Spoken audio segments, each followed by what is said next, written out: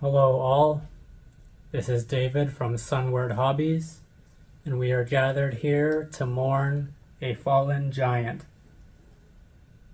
This is Revell's 1:144 scale model of the dearly departed Antonov An-225. So if you'll follow me to the back, I will unbox this kit and we'll pay our respects. Here we have the An-225. This plane, of course, was world famous for being the largest plane in the world, lengthwise at least. The longest wingspan, that honor went to the Hughes H-4 Hercules, until it was beat just a few years ago by the Strato launch. But still, that makes this plane one of the biggest that have ever taken to the skies. And you probably heard that sadly earlier this year, the one flying example of this plane was destroyed. So that means it is all gone now and just a part of history. So now let's take a look inside the kit itself.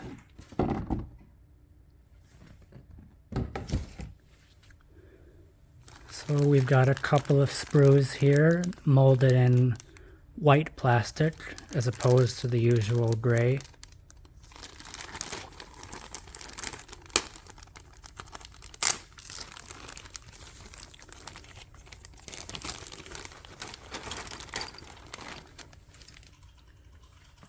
So this first sprue here has mostly compartments for the cargo bay, the extremely long cargo bay, which can easily accommodate 3 to 4 tanks or anything else you want to store into this behemoth. Next sprue here is looks like some sidewalls for the interior, walls for the cargo bay, and of course the huge abundance of wheels. You're gonna have a fun time painting every single one of those, as well as all the gear legs that these tires will be supported by.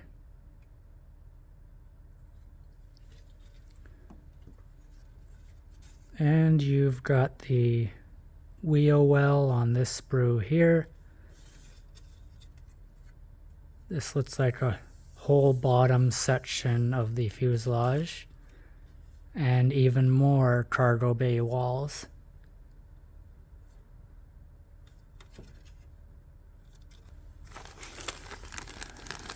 Next bag.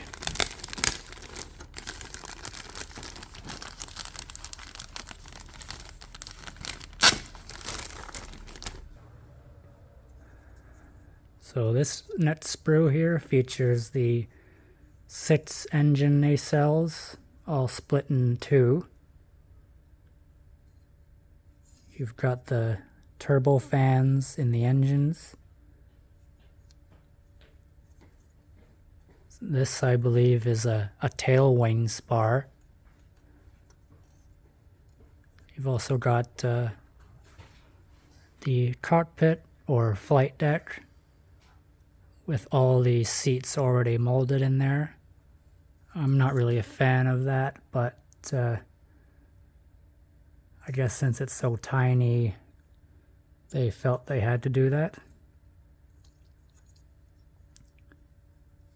And this big one here has got to be the main wing spar.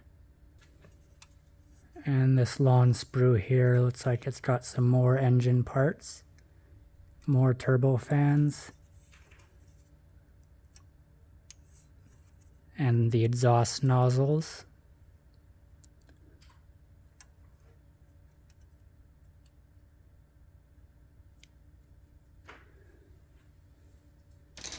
Yes, this plane was so heavy that it needed 6 powerful jet engines just to lift it.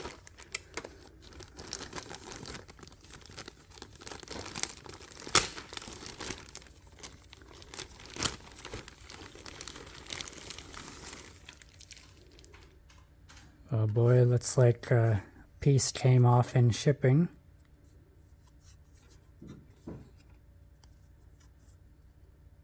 That's one of the elevators, by the way.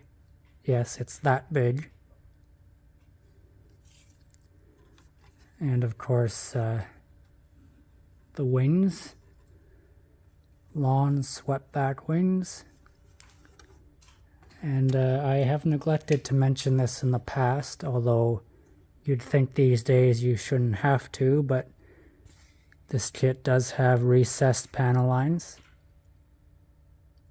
I mean, raised panel lines are pretty much extinct, thankfully.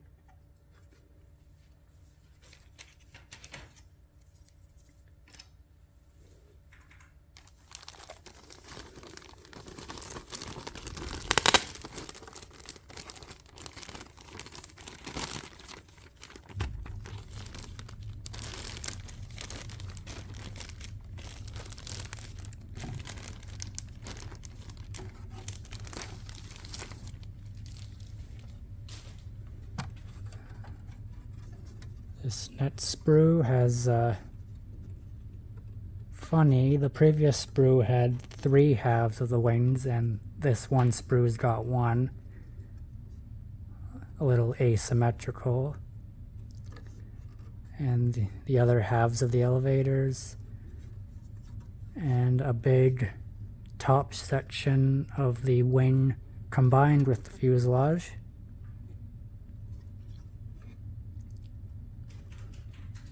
Oh, I'd like to reiterate that this is 1:144 scale. You'd think it was 72 if you had forgotten.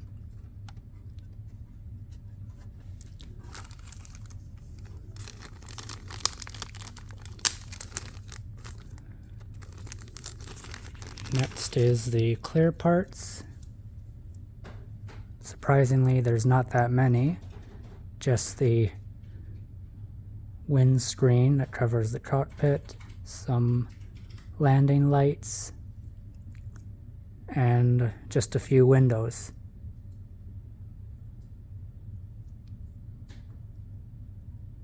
Although this is kind of strange. So it's like the windows have got little pegs in them. I'm not really a fan of that.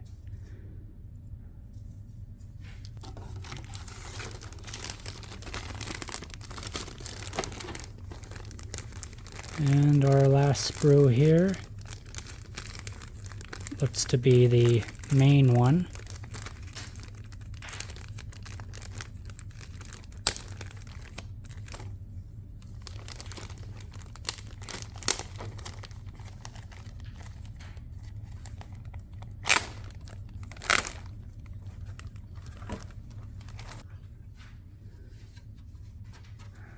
Here is your main fuselage. As always, split in half.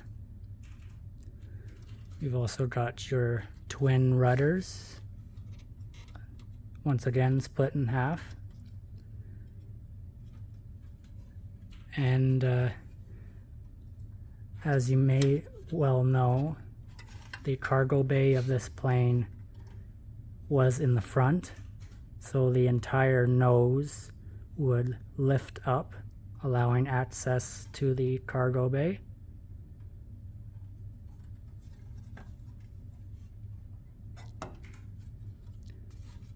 This, of course, was large enough that it could fit pretty much whatever you needed to store in there. I believe these could even fit a small attack helicopter in them.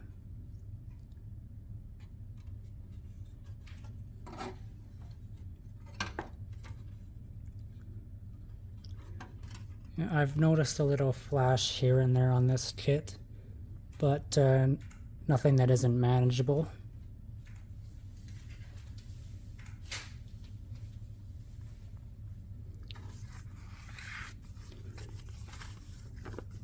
Again, these pamphlets of useless information.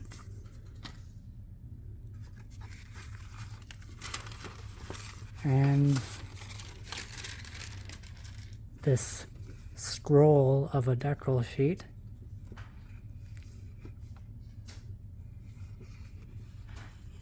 putting this particular decal on may be a challenge as it is so long.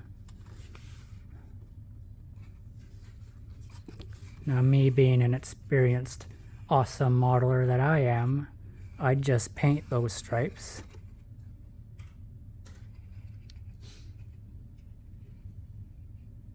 And you of course got a bunch of stencils all around it. These are of course water slide, so they work like any other decal.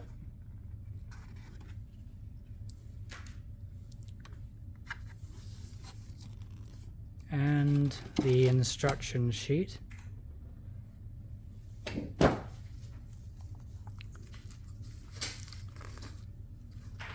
Feels pretty thick. And of course, Revell will call out their own paints.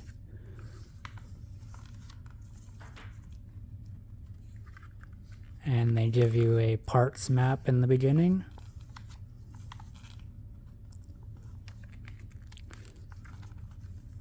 And right off the bat, they iterate that you can position this kit to have the cargo door open with the ramp sticking out as well.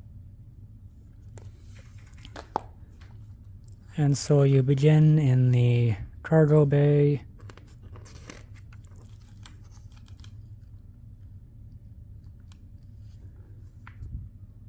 Once that's done, you stick the cockpit up on the upper deck. Then you move on to the landing gear.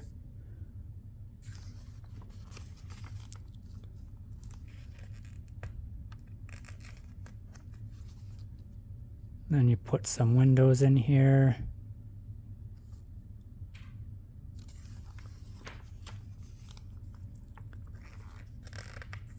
And you attach the fully assembled cargo bay and cockpit into the fuselage.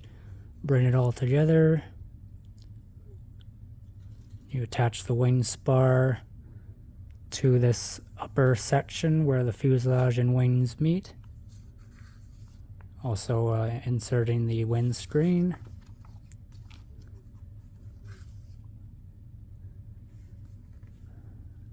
Attaching that bottom part of the fuselage, which will help conceal the landing gear.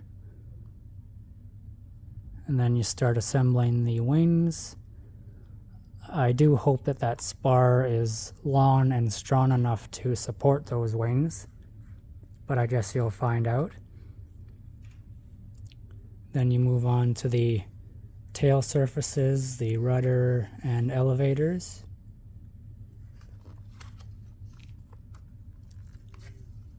Then you start working on those 6 engines. So everything you do here, you got to repeat 6 times.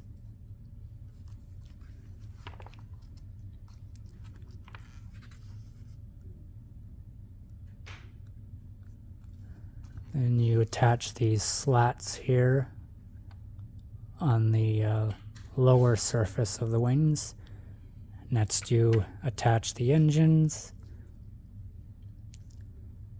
And then there's this twin set of nose landing gear.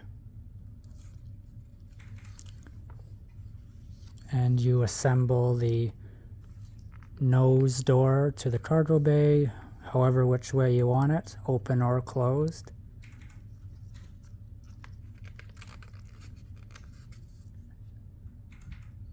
And then you attach the nose gear. Then you can put in, it's your option of course, to display the cockpit access ladder. And then you've got your choice of whether you want to display the aircraft with the gear up or down.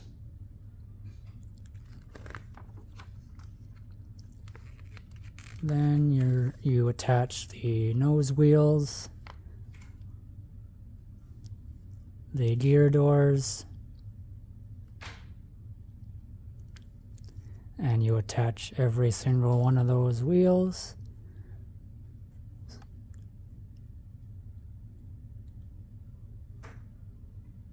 So you've got about 28 wheels total there, and then 32 if you count the nose wheels. Then you attach the cargo door, nose, and the ramp, whichever way you want.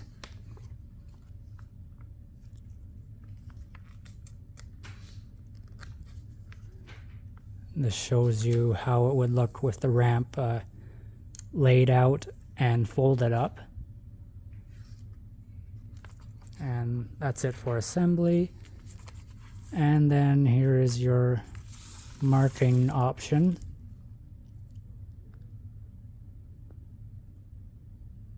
They're honestly pretty much identical. Just all white scheme with those yellow and blue striped decals, and a bunch of stencils all around. And that's of course your upper view.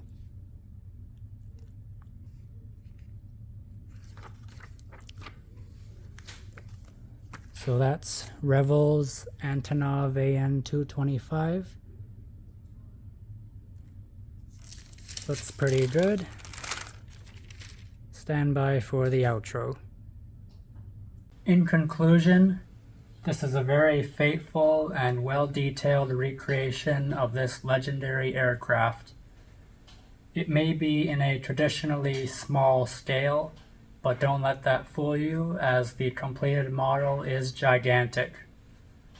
And you can pick one up for yourself today at Sunward Hobbies, in-store or online. Thank you for watching, and until the next one, adios.